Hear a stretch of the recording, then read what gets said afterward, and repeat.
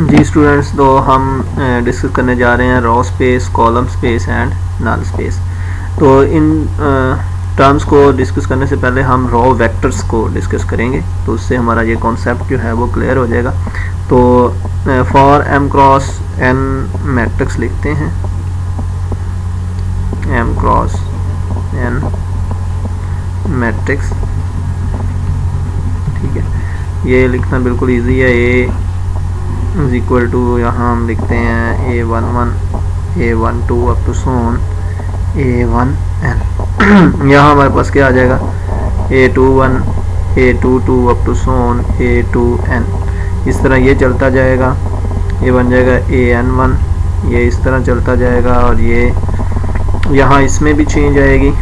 ठीक है, ये बन जाएगा MRN। ठीक है, तो ये हमने M क्रॉस N मैट्रिक्स लिख लिया, और यहाँ से हमने ये देखना है कि इसकी ये रो 1 है। ठीक है, A11 A12 A13 up to Son A1n। ठीक है, रो 1 इसी तरह ये हमारे पास रो 2 है इसकी।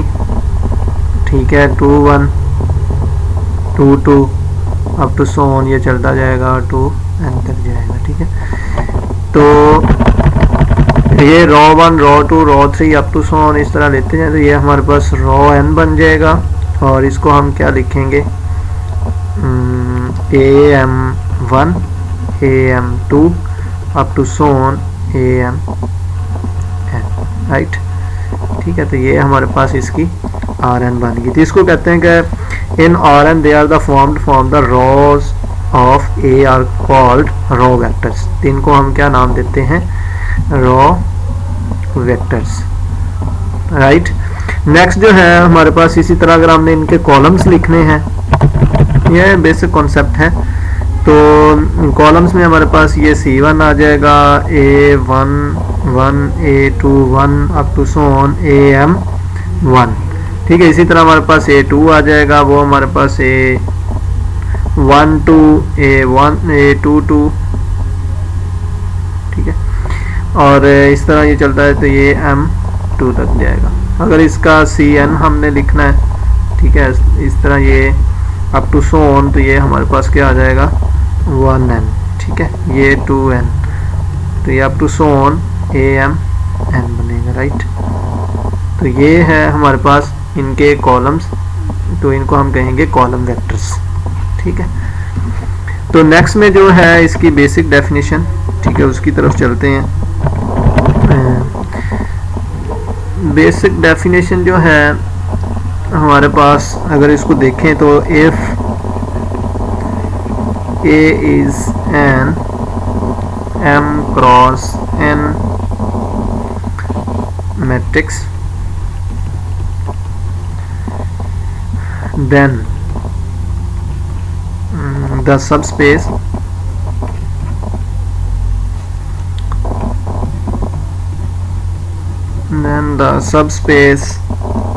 of Rn, ये सब स्पेस हम प्रीवियस लेक्चर्स में डिस्कस कर चुके हैं। सब स्पेस ऑफ Rn स्पैन्ड, ये स्पैन को भी डिस्कस कर चुके हैं।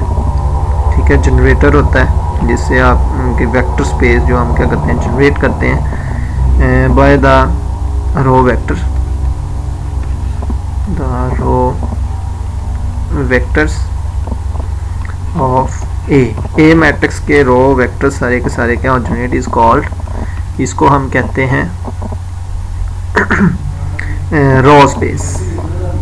ठीक है, इसको हम देते हैं नाम जी रो स्पेस का। ठीक है, if A is N N cross N matrix then sub space of Rn spanned, Rn उसमें से क्या हो, स्पैन हो by the row vector of A, जिन वेक्टर से वो हमारी स्पेस क्या है वो जनरेट होगी, उनको हम कहेंगे रो स्पेस।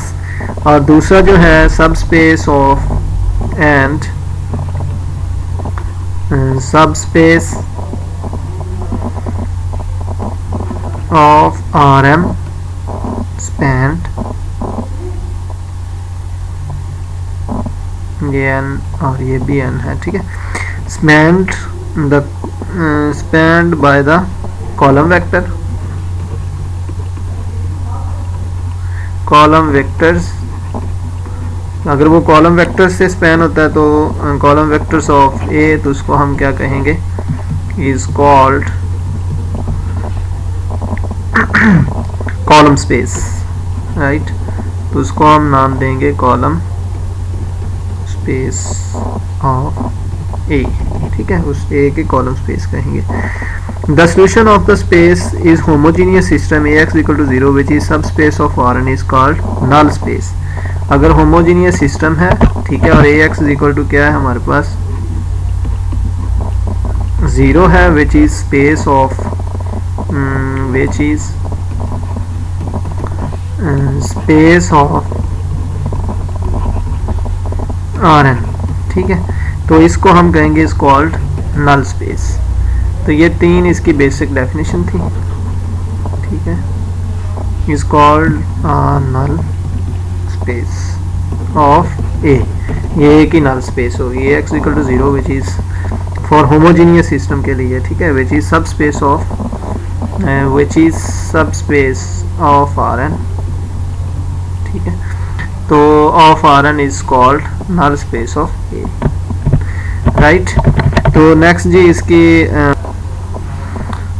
स्टूडेंट्स ये हमारे पास एग्जांपल है, ठीक है, इसको हमने रॉ स्पेस और इसके कॉलम स्पेस बनाने, तो आपने इसमें सोल्यूशन में इसकी एशेलन फॉर्म बनानी है, ठीक है, to make echelon form reducing a matrix to, यहाँ मैं लिखता हूँ reducing A to raw echelon form, ठीक है, इसकी raw echelon form बनाएं, ठीक है, echelon form, ठीक है, राइट। तो इसकी raw echelon form मैं इधर डायरेक्ट लिख देता हूँ, ये echelon form बनाना ये हमने सीख लिया ऑलरेडी काफ़ी लेक्चर्स में। तो इसकी यहाँ मैं रो एशेलन फॉर्म यहाँ लिखता हूँ डायरेक्ट, ठीक है, और ये आ जाएगा -1, ठीक है, -3, 4, -2, 5 एंड 4,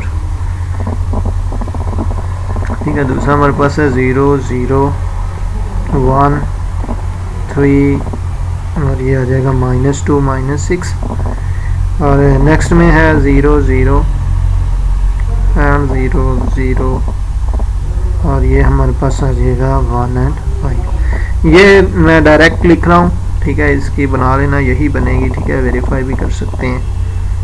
और ये हमारे पास बनेगा 0 एंड 0, ठीक है। तो ये इसकी हमारे पास है एशेलन फॉर्म। तो एशेलन फॉर्म से यहाँ हम इसके R1 लिख सकते हैं इजीली। R1 जो है हमारे पास, ये इसके रॉ वेक्टर्स ऑफ और फॉर्म अ बेसिस, ये रॉ वेक्टर्स हैं जो कि बेसिस का रोल प्ले कर रहे हैं।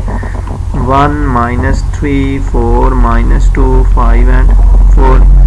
R2 हमारे पास क्या है, वो है 0, 0, 1, 3, -2,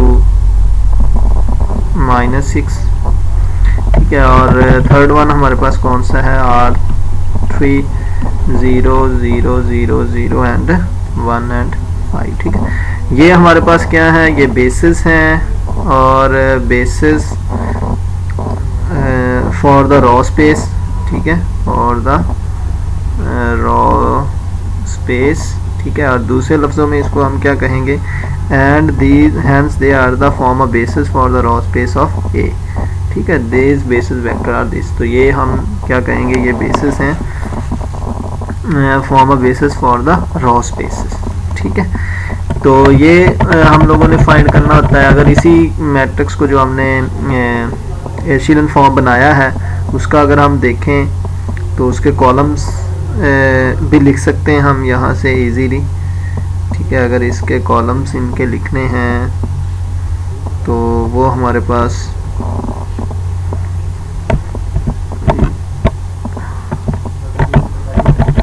उसको C1 कह दें, ठीक है, C1। तो वो हमारे पास जो लीडिंग 1 है उसके हिसाब से हम लिखते हैं, ठीक है। लीडिंग 1 वाले जो होते हैं उसको लिखते हैं, दूसरे वाले उसकी सब जो है वो बेसिस नहीं होती, ठीक है। लीडिंग वन वाले जो होते हैं वो हम लोग लिखते हैं, ठीक है। तो उसी को ही लिखना है। तो इसको अगर हम देख के लिखें तो ये हमारे पास, ठीक है।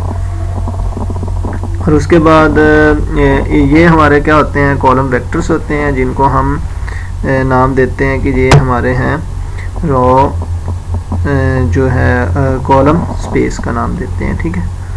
Basis for column space of R n, ठीक है, कॉलम स्पेस का नाम देते हैं। तो ये बेसिस हैं, basis for column space of R, ठीक है।